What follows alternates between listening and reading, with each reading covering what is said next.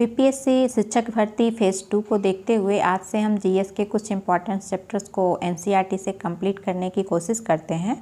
इस प्रयास में यह हमारी पहली वीडियो है। बीपीएससी शिक्षक भर्ती 2 के जीएस सिलेबस में मेंशन है भारतीय राष्ट्रीय आंदोलन, और भारतीय राष्ट्रीय आंदोलन में गांधी की क्या महत्वपूर्ण भूमिका रही है वो आप सभी जानते हैं। तो चलिए आज इसी चैप्टर्स को हम पढ़ते हैं। ये हमारा क्लास 12th का एनसीईआरटी है और अध्याय 11 है और इस अध्याय का शीर्षक है महात्मा गांधी और राष्ट्रीय आंदोलन। महात्मा गांधी और राष्ट्रीय आंदोलन। और इसमें महात्मा गांधी का सबसे पहले एक आगमन जो हुआ है 1915 में, वहाँ से लेकर के और देश के स्वतंत्र होने तक 1947 तक जो है क्या भूमिका रही है महात्मा गांधी की देश को स्वतंत्र कराने में, उसका उन पूरे आंदोलनों का इसमें चर्चा किया गया है। चाहे वो चंपारण सत्याग्रह हो, खेड़ा आंदोलन हो, अहमदाबाद मिल हड़ताल हो या रॉलेट सत्याग्रह हो या फिर भारत छोड़ो तक भी पूरी चर्चा इसमें की गई है, जहाँ से क्वेश्चन जो है हमेशा पूछा ही जाता रहा है। तो चलिए देखते हैं गांधी की क्या भूमिका रही है स्वतंत्रता आंदोलन में। तो उन्हें राष्ट्रवाद की भावना से जोड़ करके देखा जाता है कि गांधी जो थे एक अकेले ऐसे व्यक्ति उनको माना जाता है जिनको कि राष्ट्र निर्माण में एक उनकी महत्वपूर्ण भूमिका रही है। जिस प्रकार इटली के निर्माण में गैरीबाल्डी का, अमेरिकी स्वतंत्रता संग्राम में जॉर्ज वाशिंगटन का और वियतनाम को औपनिवेशिक शासन से मुक्त कराने में हो ची मिन्ह को जोड़कर देखा जाता है, इसी तरह महात्मा गांधी को भारतीय राष्ट्र का पिता माना जाता है। इस अध्याय में 1915 से लेकर के 1948 का जो एक महत्वपूर्ण काल रहा है, उस दरमियान भारत में गांधी जी की क्या क्या गतिविधियां रही हैं उनका जो है एक विश्लेषण किया गया है। अब आगे हम चलते हैं। आगे अब स्टार्ट होता है 1915 के समय से। तो गांधी जी सबसे पहले तो दो दशक तक वो बाहर रहे। वहाँ रहने के बाद जो है जनवरी 1915 में कब आए हैं भारत, जो जनवरी 1915 में जब वो भारत वापस आए तो इन वर्षों का अधिकांश हिस्सा जो 1915 में भारत आए हैं, तो भारत आने से पहले उसका अधिकांश हिस्सा वो दक्षिण अफ्रीका में बिताए। हालांकि और भी देश गए हैं लेकिन उसका अधिकांश हिस्सा उन्होंने कहाँ बिताया, तो दक्षिण अफ्रीका में बिताया। एक इतिहासकार चंद्रन देवसेन है, उनकी एक टिप्पणी है कि दक्षिण अफ्रीका ने ही गांधी जी को महात्मा बनाया। तो क्वेश्चन यहीं से फ्रेम किया जा सकता है कि गांधी को महात्मा किसने बनाया, गांधी को महात्मा किसने बनाया, या फिर गांधी को दक्षिण अफ्रीका ने ही महात्मा बनाया। एक स्टेटमेंट दे दिया जाएगा और ऑप्शन में है कि इतिहासकार चंद्रन देवनेशन का नाम दे दिया जाएगा। तो क्वेश्चन इसी प्रकार जो है एनसीईआरटी से फ्रेम किया जाता है, इसलिए एनसीईआरटी का इम्पोर्टेंस है। फिर आगे हम देखते हैं कि दक्षिण अफ्रीका में ही कैसे उनको महात्मा दक्षिण अफ्रीका ने बनाया। तो चूँकि दक्षिण अफ्रीका में ही महात्मा गांधी ने पहली बार सत्याग्रह के रूप में अपनी अहिंसात्मक विरोध की जो उनकी विशिष्ट तकनीक थी उनका प्रयोग किया। तो पहली बार सत्याग्रह का प्रयोग गांधी जी ने कहाँ किया है, तो दक्षिण अफ्रीका में किया है। एक प्रीलिम्स फैक्ट्स और यहाँ से निकला। अब हम आगे देखते हैं कि राजनीतिक दृष्टि से जब 1915 में जो भारत वापस आए तो उस समय ऐसा देखा गया कि जो भारत की स्थिति थी वो राजनीतिक दृष्टि से अब कहीं अधिक जो है सक्रिय हो गई थी, और भारतीय राष्ट्रीय कांग्रेस की जो स्थापना 1885 में हुई थी उसकी बहुत सारी शाखाएं अब खुल चुकी थीं। और वहीं जो है 1905 से लेकर के 1907 के बीच में जो स्वदेशी आंदोलन हुआ था, उस आंदोलन ने कुछ प्रमुख नेताओं को जन्म दिया, जिनमें महाराष्ट्र के बाल गंगाधर तिलक, बंगाल के बिपिन चंद्र पाल और पंजाब के लाला लाजपत राय। ये तीनों लाल, बाल और पाल के रूप में जाने जाते थे। यानी कि जो स्वदेशी आंदोलन हुआ है उस स्वदेशी आंदोलन के समय जो है तीन प्रमुख नेता उभर कर आए, लाल, बाल और पाल। लाल का अर्थ है लाला लाजपत राय, बाल गंगाधर तिलक, और बाल का अर्थ और पाल का बिपिन चंद्र पाल। ये तीनों एक महत्वपूर्ण नेता के रूप में उभरे, कब, स्वदेशी आंदोलन के समय उभरे। तो एक राजनीतिक परिस्थिति का यहाँ वर्णन किया गया है कि जब गांधी वापस 1915 में भारत आए तो इसके पहले जो स्थिति परिस्थिति यहाँ भारतीय राष्ट्रीय आंदोलन को लेकर के बनी, तो उसमें कैसे जो है यहाँ की राजनीतिक परिस्थितियाँ जो हैं चेंज हुई वो बताया गया है। वहीं कुछ एक उदारवादी समूह और कुछ उग्रवादी का आपने नाम सुना होगा। तो यहाँ पर उदारवादी के रूप में जिनका नाम आता है और यहाँ जो चर्चा की गई है लाल पाल की, तो वो उग्रवादी के रूप में आते हैं। वहीं जो उदारवादियों में गांधी जी के एक मान्य राजनीतिक परामर्शदाता गोपाल कृष्ण गोखले का नाम आप ले सकते हैं, मोहम्मद अली जिन्ना का नाम ले सकते हैं। तो यहाँ पे दिया गया है कि गांधी जी के मान्य राजनीतिक परामर्शदाता गोपाल कृष्ण गोखले के साथ ही मोहम्मद अली जिन्ना थे, जो गांधी जी की ही तरह गुजराती मूल के लंदन में प्रशिक्षित वकील थे। कौन? मोहम्मद अली जिन्ना जो थे वो भी एक वकील थे। गोखले ने गांधी जी को क्या सलाह दिया कि आप 1 वर्ष तक ब्रिटिश भारत की यात्रा करिए, जिससे कि आप इस भूमि और यहाँ के लोगों को जान सके। तो एक क्वेश्चन ये भी पूछा जाता है कि गांधी के राजनीतिक गुरु कौन है, तो गोपाल कृष्ण गोखले का नाम आता है। अब आगे देखते हैं कि गांधी जी की जो है सबसे पहले एक महत्वपूर्ण अगर सार्वजनिक उपस्थिति पूछा जाए कि कहाँ देखने को मिलती है, तो 1916 में बनारस हिंदू विश्वविद्यालय के उद्घाटन समारोह में, जब बनारस हिंदू विश्वविद्यालय जो BHU है, जब उसका इनॉग्रेशन हो रहा था, तो वहाँ पे गांधी जी की सबसे पहले सार्वजनिक उपस्थिति देखी जाती है। एक क्वेश्चन BPSC के द्वारा पूछा भी जा चुका है। फिर है कि इसी समारोह में गांधी जी एक तरह से दानकर्ता के रूप में उभर कर आए। उन्होंने BHU के स्थापना में महत्वपूर्ण योगदान दिया था। फिर है कि आगे कि दक्षिण अफ्रीका में, यहाँ पे BHU में उनको इसलिए आमंत्रित किया गया था कि उन्होंने दक्षिण अफ्रीका में बहुत जो कार्य किया था, तो उनके कार्य के आधार पर उनको दक्षिण अफ्रीका में उनके कार्यों के आधार पर यहाँ BHU में आमंत्रित किया गया था। इस आधार पर, ना कि उनकी प्रतिष्ठा के आधार पर, चूँकि भारत में अभी उनकी कोई उतनी पहचान नहीं बनी थी। फिर आगे है कि गांधी जी को जब यहाँ पे बुलाया गया भाषण देने के लिए, तो उन्होंने अपने भाषण में गरीब, किसान और कामगार वर्ग, मजदूर वर्ग, इन सब पे जो है ध्यान लोगों का आकृष्ट करवाया। और आगे है कि 1916 में बनारस में जो गांधी जी ने भाषण दिया, इन कामगारों, किसानों और मजदूरों को ध्यान आकृष्ट कराते हुए, तो ये इनका भाषण मात्र वास्तविक तथ्य का ही उद्घाटन करना था। और फिर आगे है कि क्योंकि उस समय तक जो भी राजनीतिक संगठन या जो भी राजनीति थी, वो जो राष्ट्रवाद था, भारतीय राष्ट्रवाद था, वो वकील, डॉक्टर और जमींदार जैसे विशिष्ट वर्गों से ही निर्मित था। तो इसलिए गांधी जी ने कुछ ऐसा ध्यान लोगों का आकृष्ट करवाया। फिर है कि उसी वर्ष के अंतिम माह में, यानी 1916 का जो अंतिम महीना था, उसी समय गांधी जी को अपने नियमों को व्यवहार में लाने का अवसर मिला। उनके नियम जो उन्होंने BHU में भाषण दिए, उसी भाषण में उन्होंने चूँकि किसानों, कामगारों और मजदूरों की स्थिति से लोगों को परिचित करवाया। तो जब दिसंबर 1916 का जब लखनऊ का कांग्रेस अधिवेशन हुआ, चूँकि कांग्रेस का हमेशा जो अधिवेशन होता था, तो दिसंबर 1916 में लखनऊ अधिवेशन हुआ है। तो उस लखनऊ अधिवेशन में कांग्रेस में आए हुए बिहार के चंपारण जिले से एक किसान, जिनका नाम आपने सुना होगा राजकुमार शुक्ल ने गांधी जी को चंपारण की जो स्थिति थी नील किसानों की, उस स्थिति से गांधी जी को राजकुमार शुक्ल ने अवगत कराया। तो एक तरह से हम कह सकते हैं कि गांधी जी का जो अपना किसान, कामगार को लेकर के जो विचार थे, तो उनको एक तरह से व्यवहार में लाने का अवसर मिला इस लखनऊ अधिवेशन में।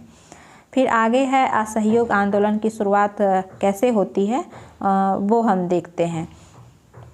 तो असहयोग आंदोलन से पहले यहाँ पे 2 आंदोलन का जिक्र है। 1918 में ही गांधी जी के गृह राज्य जो गुजरात है, वहाँ वो 2 अभियानों में संलग्न रहे। एक अहमदाबाद मिल हड़ताल का आपने नाम सुना होगा और दूसरा जो है चंपारण सत्याग्रह का नाम सुना होगा। तो 1917 में तो चंपारण सत्याग्रह जो में जिसकी चर्चा पहले की जा चुकी है, वहीं 1918 में जो है अहमदाबाद के एक श्रम विवाद में हस्तक्षेप कर कपड़ों की मिलों में काम करने वालों के लिए काम करने की बेहतर स्थितियों की मांग की उन्होंने। अहमदाबाद मिल हड़ताल किससे संबंधित है? तो अहमदाबाद मिल हड़ताल जो है एक फैक्ट्री कह सकते हैं, जहाँ पे कपड़ा बनता था, तो उसको लेकर के था। वहाँ पे काम करने वाले जो भी लोग थे उसकी बेहतर स्थितियों की मांग के लिए ये संबंधित था। फिर आगे खेड़ा है, खेड़ा सत्याग्रह, जिसमें कि वहाँ के किसानों का फसल चौपट हो गया था। फिर भी ब्रिटिश सरकार के द्वारा जो है लगान की मांग की जा रही थी, तो उस लगान माफ़ करने को लेकर के ये आंदोलन था। तो ये 1918 में है। सबसे पहले अहमदाबाद है, फिर खेड़ा है। आप इसका सीक्वेंस याद रखेंगे। फिर आगे हम देखते हैं कि इस तरह से हम देखें तो चंपारण, अहमदाबाद और खेड़ा, ये जो 3 आंदोलन की पहल ने गांधी जी को एक राष्ट्रवादी के रूप में उभार कर बाहर निकाला। हालांकि ये जो भी संघर्ष थे ये सभी स्थानीय लोकल संघर्ष थे, लेकिन फिर भी गांधी जी को एक जन नेता के रूप में उभारने का काम किया इन तीनों आंदोलनों ने। इसके बाद 1914 से जो 1918 के समय का समय रहा, वो प्रथम विश्व युद्ध का समय रहा। और इसी समय जो है 1919 में आगे जाकर के रॉलेट एक्ट को लाया गया। और रॉलेट एक्ट जो है किससे संबंधित था? तो प्रेस पर प्रतिबंध से संबंधित था, और साथ ही साथ जो है एक तरह से अभिव्यक्ति की स्वतंत्रता पर भी प्रतिबंध था। इस एक्ट के माध्यम से किसी पर भी संदेह के आधार पर उसे अरेस्ट किया जा सकता था। तो इसी कारण से इस रॉलेट एक्ट का विरोध गांधी जी के द्वारा देश भर में किए जाने का आह्वान किया गया, और उसके खिलाफ जो है इस रॉलेट एक्ट के खिलाफ एक अभियान चलाया गया। इसे रॉलेट एक्ट क्यों कहा गया? क्योंकि सर सिडनी रॉलेट की अध्यक्षता वाली एक समिति की संस्तुति के आधार पर जो है इस एक्ट को लाया गया था। तो ये रॉलेट एक्ट की कुछ कहानी रही 1919 में। फिर 1919 में ही ये घटना घटती है जालियांवाला बाग हत्याकांड की अमृतसर में। फिर रॉलेट सत्याग्रह जो 1919 में जो रॉलेट एक्ट के खिलाफ रॉलेट सत्याग्रह गांधी जी के द्वारा जो किया गया, इस रॉलेट सत्याग्रह ने ही गांधी जी को एक सच्चे राष्ट्रीय नेता के रूप में उभारने का काम किया। और इसकी सफलता से उत्साहित होकर गांधी जी ने अंग्रेजी शासन के खिलाफ जो है असहयोग अभियान की मांग कर दी। तो इस तरह से 1920 में जाकर के असहयोग सत्याग्रह या असहयोग आंदोलन की शुरुआत होती है। और इस असहयोग आंदोलन को खिलाफत आंदोलन के साथ मिलाने का काम गांधी जी के द्वारा किया जाता है। गांधी जी असहयोग आंदोलन और खिलाफत आंदोलन, इन दोनों को एक तरह से वो हिंदू मुस्लिम एकता के रूप में देखने का काम करते हैं।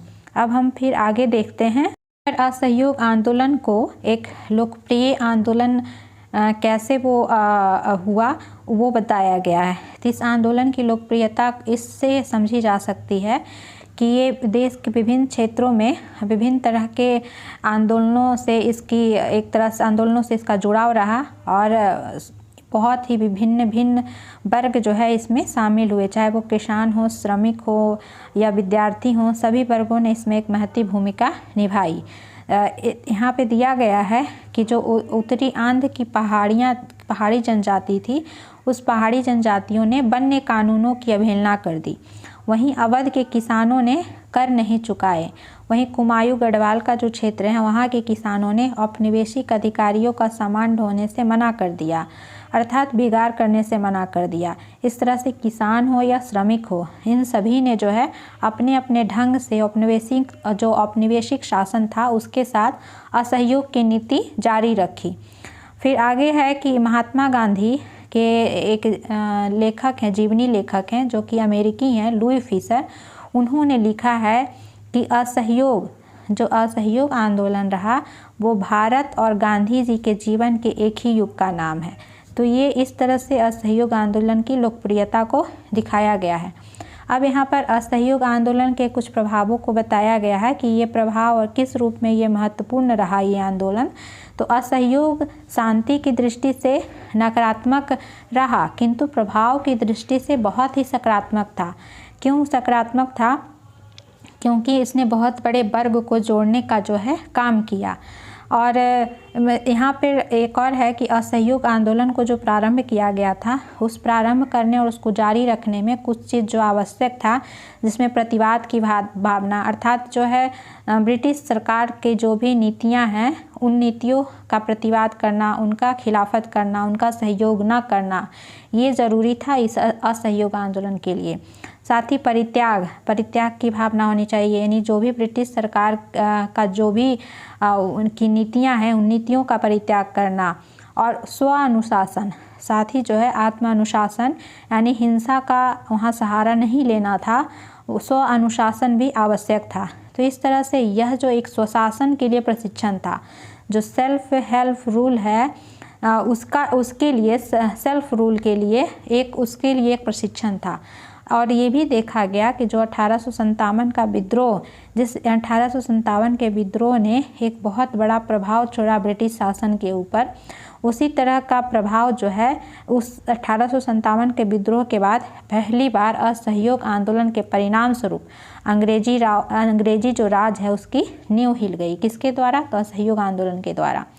लेकिन हुआ यूँ कि ये असहयोग आंदोलन जारी नहीं रह सका, बाद में इसको बंद करना पड़ा। क्यों? क्योंकि फरवरी 1922 में किसानों के एक समूह ने जो संयुक्त प्रांत का क्षेत्र है, जो वर्तमान में यूपी का क्षेत्र है, उस यूपी के चौरी चौरा नामक के जगह पर जो है पुलिस स्टेशन पर आक्रमण कर उसमें आग लगा दी गई। इस अग्निकांड में जो है कई पुलिस वालों की जान चली गई। हिंसा की इस कार्यवाही से गांधी जी को यह आंदोलन तत्काल वापस लेना पड़ा। तो इस तरह से चौरी चौरा घटना के कारण जो है असहयोग आंदोलन को गांधी जी को वापस लेना पड़ा। लेकिन असहयोग आंदोलन के कुछ यहाँ पर प्रभावों को बताया गया है कि असहयोग आंदोलन के दौरान हजारों भारतीयों को जेल में डाल दिया गया। स्वयं गांधी जी को भी फरवरी 1922 में चौरी चौरा कांड के कारण वो असहयोग को वापस लेते हैं और अगले महीने मार्च 1922 में राजद्रोह के आरोप में गांधी जी को गिरफ्तार कर लिया गया और उन पर जो है एक तरह से जांच की कार्यवाही के लिए एक आयोग का गठन किया गया। उसी जांच की कार्यवाही की अध्यक्षता करने वाले एक जज थे C.N. ब्रूमफील्ड। उन्होंने जो है गांधी जी को सज़ा सुनाते समय एक महत्वपूर्ण भाषण दिया था। उस भाषण में जज ने यह टिप्पणी की कि इस तथ्य को नकारना असंभव है कि मैंने आज तक जिनकी जांच की है अथवा करूँगा, आप उनसे भिन्न श्रेणी के हैं। तो यहाँ पर गांधी जी किस कदर के नेता के रूप में उभरे थे वो यहाँ पे बताया गया है। साथ ही यहाँ पर और भी एक चीज़, उन्हें इस जो भी जज था उस जज के द्वारा गांधी जी को 6 वर्षों की जेल की सज़ा सुनाई गई। ब्रूमफील्ड के द्वारा 6 वर्षों की जेल की सज़ा सुनाई गई। लेकिन साथ ही में जज ब्रूमफील्ड ने यह भी कहा कि यदि मैं भारत में घट रही घटनाओं की वजह से सरकार के लिए सज़ा के इन वर्षों में कमी और आपको मुक्त करना संभव हुआ तो इससे मुझसे ज़्यादा कोई प्रसन्न नहीं होगा। ब्रूमफील्ड का ये कथन था। अगर ये स्टेटमेंट दे दिया जाए और पूछा जाए कि ये स्टेटमेंट किनका है तो ब्रूमफील्ड का है। अब हम आगे देखते हैं कि इस तरह से हम देखते हैं कि 1922 तक आते आते गांधी जी भारतीय राष्ट्रवाद को एकदम परिवर्तित कर चुके थे और जो 1916 के BHU में जो उन्होंने अपने भाषण में दिया था कि हम किसान को, श्रमिक को और जो भी और भी अन्य वर्ग हैं उन वर्गों को राष्ट्रीय आंदोलनों से जोड़ना चाहिए, तो उस वायदे को उन्होंने पूरा किया। असहयोग आंदोलन तक आते आते यह स्थिति बन चुकी थी। अब यह जो आंदोलन था वो सिर्फ व्यवसायिक व बुद्धिजीवियों तक नहीं सीमित था, बल्कि अब ये आंदोलन जो था वो हजारों की संख्या में किसानों, श्रमिकों और जो भी कारीगर वर्ग थे, कामगार वर्ग थे, उन्होंने भी इसमें भाग लेना शुरू कर दिया। और इनमें से तो कई गांधी जी के प्रति आदर व्यक्त करते हुए उन्हें अपना महात्मा कहने लगे। तो ये गांधी की महत्ता दिनों दिन जो है बढ़ती जा रही थी। ये यहाँ तक इसमें इन बातों को दर्शाया गया है। अब आगे देखते हैं। इस प्रकार हम देखते हैं कि 1917 से लेकर के 1922 के बीच में भारतीयों के एक बहुत ही प्रतिभाशाली वर्ग ने गांधी जी से स्वयं को जोड़ लिया। इनमें महादेव देसाई, वल्लभ भाई पटेल, जे.बी. कृपलानी, सुभाष चंद्र बोस, अबुल कलाम आज़ाद, जवाहरलाल नेहरू, सरोजनी नायडू, गोविंद बल्लभ पंत, सी राजगोपालाचारी शामिल थे। ये गांधी जी के घनिष्ठ सहयोगी के रूप में उभरे। महात्मा गांधी को अभी हमने देखा कि 19 मार्च 1922 में जो है राजद्रोह के आरोप में जो गिरफ्तार कर लिया जाता है और 6 वर्षों की जो सज़ा सुनाई जाती है, तो उस सज़ा के बीच में ही जो है महात्मा गांधी को फरवरी 1924 में जेल से रिहा कर दिया जाता है। जब जेल से वो रिहा होते हैं तो अब वो अपना काम जो है एक तरह से दूसरे तरीके से स्टार्ट करते हैं। अब उन्होंने अपना ध्यान घर में बुने कपड़े, खादी को बढ़ावा देने, छुआछूत को समाप्त करने पर लगाया। गांधी जी अब जो है राजनीतिक जितने थे उतने ही अब समाज सुधारक थे। तो इस समय उन्होंने समाज सुधार पे बल दिया और उनका विश्वास था कि स्वतंत्रता के योग्य बनने के लिए भारतीयों को बाल विवाह और छुआछूत जैसी सामाजिक बुराइयों से मुक्त होना पड़ेगा। और ये सब तो समाज सुधार का तो काम किया ही उन्होंने, साथ ही साथ उन्होंने जो है हिंदू मुस्लिम सौहार्द, हिंदू मुस्लिम एकता के लिए भी काम किया। और इसके अतिरिक्त जो है आर्थिक स्तर पर भारतीयों को स्वावलंबी बनाने पर भी काम किया। और इस आर्थिक स्तर पर स्वावलंबी बनाने के क्रम में उन्होंने खादी पहनने की महत्ता पर जोर डाला और चरखा और बुनाई के लिए उन्होंने अधिक से अधिक जोर डाला। अब हम आगे देखते हैं। अब 1930 का समय आ जाता है। तो 1930 के समय तक आते आते वो नमक सत्याग्रह प्रारंभ करते हैं। और उस नमक सत्याग्रह या सविनय अवज्ञा प्रारंभ करने के पहले का कुछ यहाँ पे दिया गया है पॉइंट कि असहयोग आंदोलन समाप्त होने के कई वर्ष बाद तक महात्मा गांधी ने अपने को समाज सुधार कार्यों पर केंद्रित रखा, जैसा कि अभी पहले हम देख रहे थे। लेकिन 1928 में उन्होंने पुनः राजनीति में प्रवेश करने की सोची। अब आगे क्या है कि 1929 में जा कर के 1929 के दिसंबर के अंत में कांग्रेस ने अपना वार्षिक अधिवेशन लाहौर शहर में किया। उनका जो वार्षिक अधिवेशन दिसंबर में होता था, तो दिसंबर 1929 का सेशन जो है लाहौर में हुआ। और यह अधिवेशन दो दृष्टि से महत्वपूर्ण था। एक तो जवाहरलाल नेहरू का अध्यक्ष के रूप में चुनाव किया जाना, जो कि युवा पीढ़ी का नेतृत्व कर रहे थे, और दूसरा जो है इसी अधिवेशन में पूर्ण स्वराज अथवा पूर्ण स्वतंत्रता की उद्घोषणा की गई, जिससे कि राजनीति की गति एक बार फिर से बढ़ गई।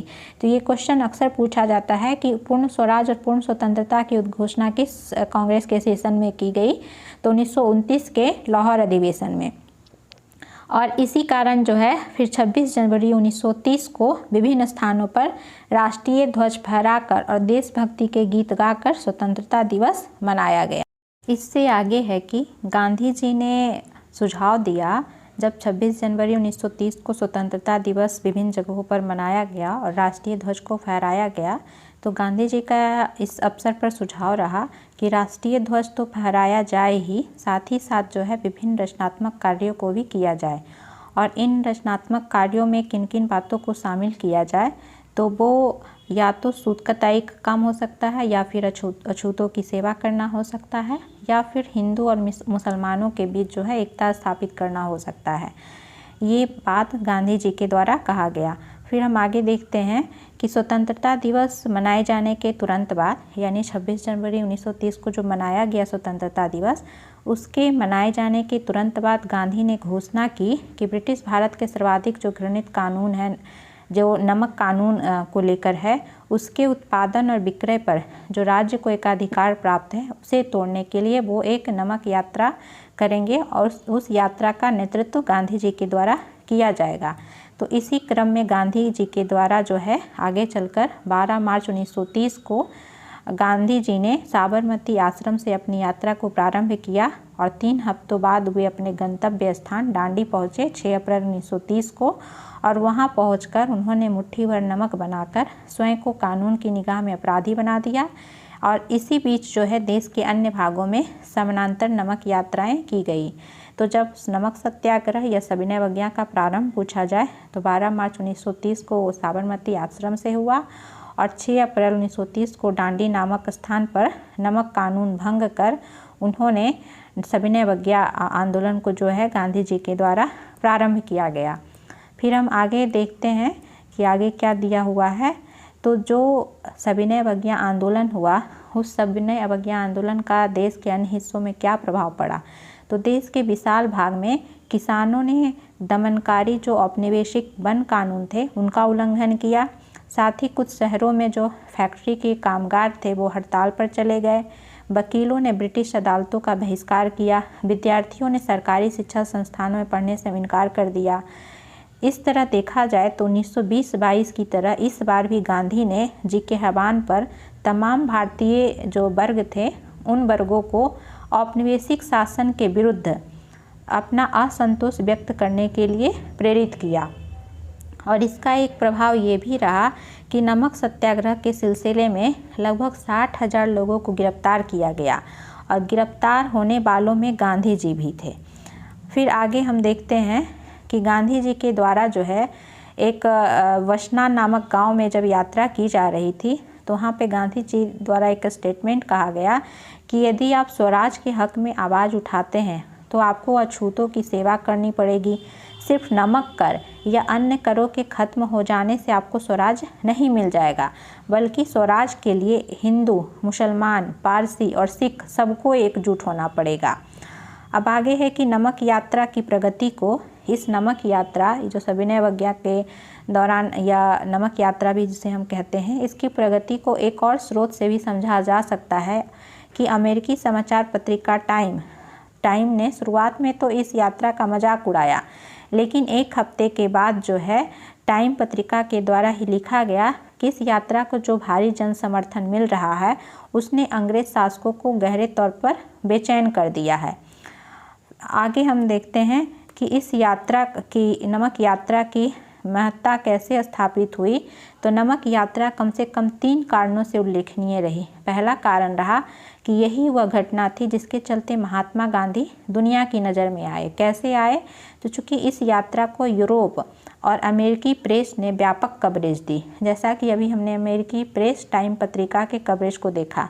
दूसरा ये रीजन रहा इसके उल्लेखनीय होने का कि यह पहली राष्ट्रवादी गतिविधि थी जिसमें औरतों ने भी बढ़ चढ़ कर हिस्सा लिया, जिसमें समाजवादी कार्यकर्ता एक कमला देवी चट्टोपाध्याय जी ने गांधी जी को यह समझाया कि वे अपने आंदोलनों को सिर्फ पुरुषों तक सीमित न रखें। और साथ ही कमला देवी खुद उन असंख्य औरतों में से एक थी जिन्होंने नमक या शराब कानूनों का उल्लंघन करते हुए सामूहिक गिरफ्तारी भी दी थी। तो दूसरा ये महत्वपूर्ण उपलब्धि रही।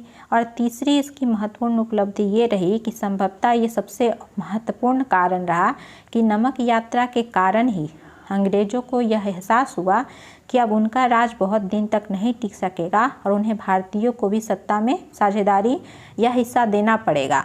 और इसी लक्ष्य को ध्यान में रखते हुए ब्रिटिश सरकार ने लंदन में गोलमेज सम्मेलनों का आयोजन किया, जिसमें से पहला गोलमेज सम्मेलन नवंबर 1930 को आयोजित किया गया, जिसमें देश के हालांकि प्रमुख नेता शामिल नहीं हुए, कांग्रेस भी शामिल नहीं हुई थी। इसी कारण अंततः प्रथम गोलमेज सम्मेलन जो 1930 में हुआ वो निरर्थक साबित हुई और जनवरी 1931 में गांधी जी को जेल से रिहा कर दिया गया।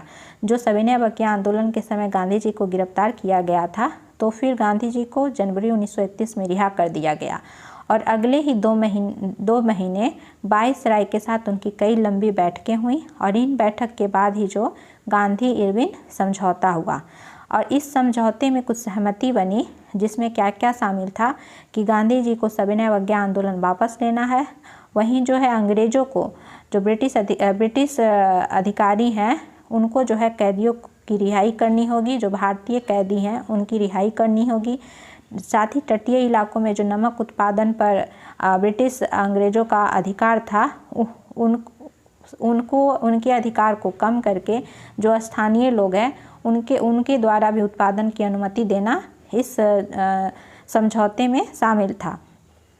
अब हम आगे देखते हैं कि जब दूसरा गोलमेज सम्मेलन हुआ, पहला तो 1930 में हुआ, जब दूसरा गोलमेज सम्मेलन 1931 में लंदन में आयोजित हुआ तो उसमें गांधी जी की तरफ से जो है कांग्रेस की तरफ से गांधी जी नेतृत्व कर रहे थे और गांधी जी का कहना था कि उनकी पार्टी पूरे भारत का प्रतिनिधित्व करती है। लेकिन इस दावे को 3 पार्टियों ने चुनौती दी, जिसमें से पहली पार्टी मुस्लिम लीग का कहना था कि कांग्रेस मुस्लिम अल्पसंख्यक के हितों में काम नहीं करती है, जबकि मुस्लिम लीग अकेली ऐसी पार्टी है जो मुस्लिम अल्पसंख्यक के हित में काम करती है।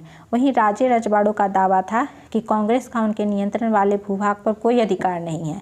और तीसरी चुनौती BR अम्बेडकर के द्वारा दी गई, जिनका कहना था कि गांधी जी और कांग्रेस पार्टी जो है निचली जातियों का प्रतिनिधित्व नहीं करते। लंदन में जो ये दूसरा गोलमेज सम्मेलन हुआ वो किसी नतीजे पर नहीं पहुंच सका, इसलिए गांधी जी को खाली हाथ लौटना पड़ा और भारत लौटने पर उन्होंने सविनय अवज्ञा आंदोलन को जो है पुनः शुरू कर दिया।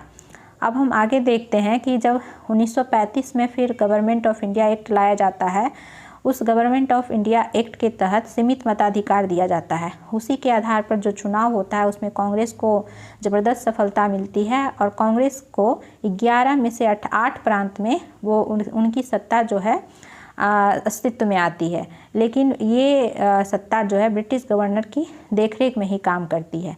जब कांग्रेस मंत्रिमंडल सत्ता में आती है तो सत्ता में आने के 2 साल बाद ही सितंबर 1939 में दूसरा विश्व युद्ध चूँकि शुरू हो गया होता है, उसके बाद कांग्रेस के द्वारा फैसला लिया जाता है कि अगर अंग्रेज युद्ध समाप्त होने के बाद भारत को स्वतंत्रता देने पर राजी हो जाएं तो कांग्रेस के द्वारा जो है युद्ध प्रयासों में जो युद्ध प्रयास है उनमें सहायता दिया जा सकता है। लेकिन सरकार के द्वारा जो है कांग्रेस का ये प्रस्ताव खारिज कर दिया जाता है और फलस्वरूप इसके विरोध में कांग्रेसी मंत्रिमंडल जो है अक्टूबर 1939 में जाकर के इस्तीफा दे देती है। आगे हम देखते हैं कि जब युद्ध समाप्त हो जाता है तो युद्ध समाप्त हो जाने के बाद की परिस्थितियाँ क्या होती है। तो युद्ध समाप्त होने के बाद स्वतंत्रता प्राप्ति के लिए कुछ व्यक्तिगत सत्याग्रह कांग्रेस के द्वारा किया जाता है, जिसमें व्यक्तिगत सत्याग्रह आपने पढ़ा होगा 1940 में प्रारंभ किया जाता है, जिसे दिल्ली चलो आंदोलन भी कहा जाता है।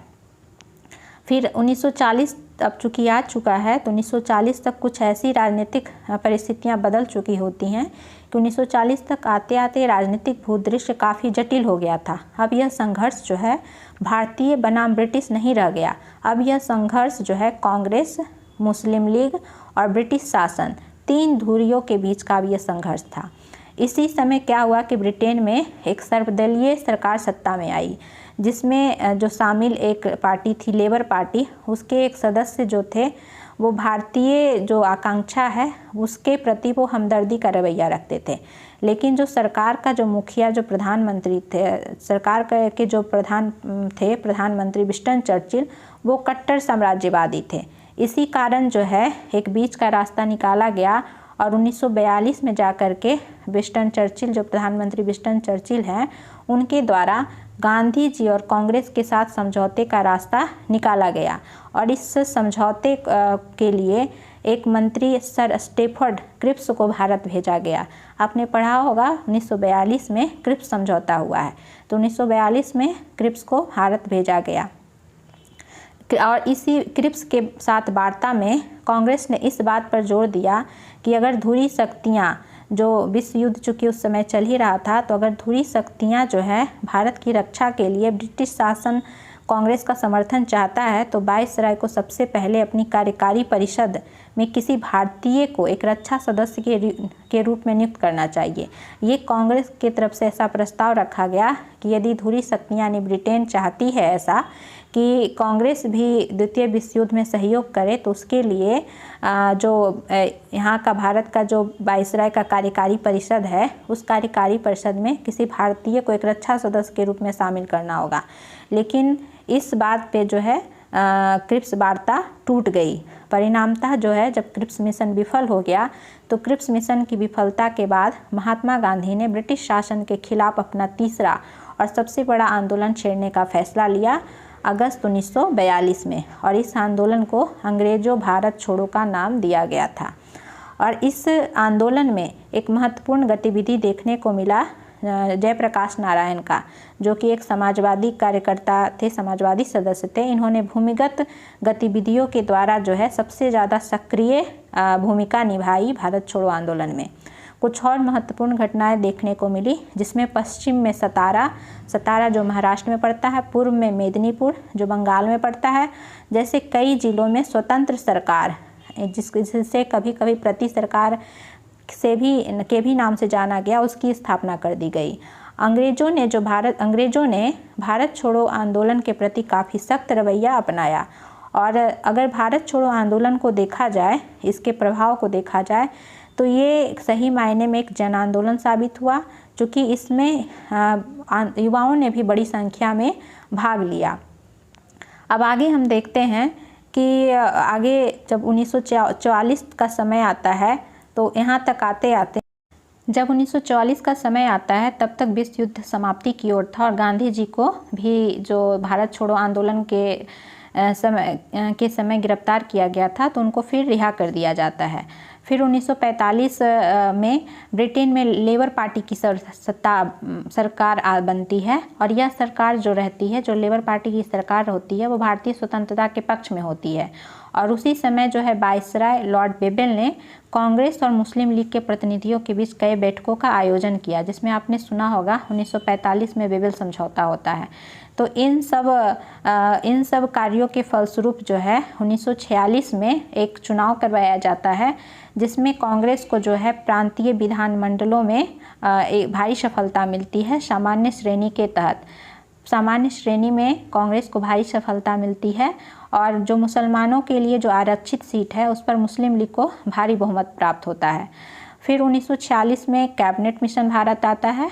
कैबिनेट मिशन 1946 में भारत आया, और इस कैबिनेट मिशन ने कांग्रेस और मुस्लिम लीग को एक ऐसी संघीय व्यवस्था पर राजी करने का प्रयास किया, जिसमें भारत के भीतर विभिन्न प्रांतों को सीमित स्वायत्तता दी जा सकती थी। लेकिन कैबिनेट मिशन का यह प्रयास भी विफल रहा, और जब ये वार्ता टूट गई, तो वार्ता टूट जाने के बाद मोहम्मद अली जिन्ना ने पाकिस्तान की स्थापना के लिए लीग की मांग के समर्थन में एक प्रत्यक्ष कार्यवाही दिवस का आह्वान किया, और ये प्रत्यक्ष कार्यवाही दिवस के लिए जो है 16 अगस्त 1946 का दिन तय किया गया। इसी बीच जो है यह एक जो 16 अगस्त 1946 को जो प्रत्यक्ष कार्यवाही दिवस का आह्वान किया गया, यह एक संघर्ष के रूप में तब्दील हो गया, और यह संघर्ष हिंसा के रूप में बदल गई। और यह हिंसा कलकत्ता से शुरू होकर ग्रामीण बंगाल, बिहार और संयुक्त प्रांत व पंजाब तक फैल गई। फिर हम देखते हैं आगे कि फरवरी 1947 तक जाते जाते वेबल की जगह माउंटबेटन को वायसराय नियुक्त किया गया, और बाद में जाकर माउंटबेटन के द्वारा भी बहुत सारी वार्ताओं का आयोजन किया गया, ताकि जो है सुलह के द्वारा एक जो हिंदू मुस्लिम जो संघर्ष हो रहा था, उस संघर्ष को रोका जाए, और भारतीय स्वतंत्रता अधिनियम का क्रियान्वयन किया जाए। लेकिन माउंटबेटन का यह प्रयास भी विफल रहता है। बाद में माउंटबेटन के द्वारा यह ऐलान किया जाता है कि भारत को जो है स्वतंत्रता दी जाएगी, लेकिन उसका विभाजन भी होगा। और फिर बाद में जाकर औपचारिक सत्ता हस्तांतरण के लिए 15 अगस्त का दिन नियत किया जाता है। इस प्रकार देखते हैं हम कि गांधी जी के आगमन 1915 से लेकर के भारत के स्वतंत्र होने तक में क्या क्या गांधी जी की महत्वपूर्ण भूमिका रहती है। इस चैप्टर में कुछ महत्वपूर्ण बिंदु को हमने देखा। अब हम बीपीएससी शिक्षक भर्ती के लिए एक और ही इम्पोर्टेंट वीडियो लेकर जल्दी आएंगे। तब तक स्वाध्याय कीजिए। फिर मिलते हैं। धन्यवाद।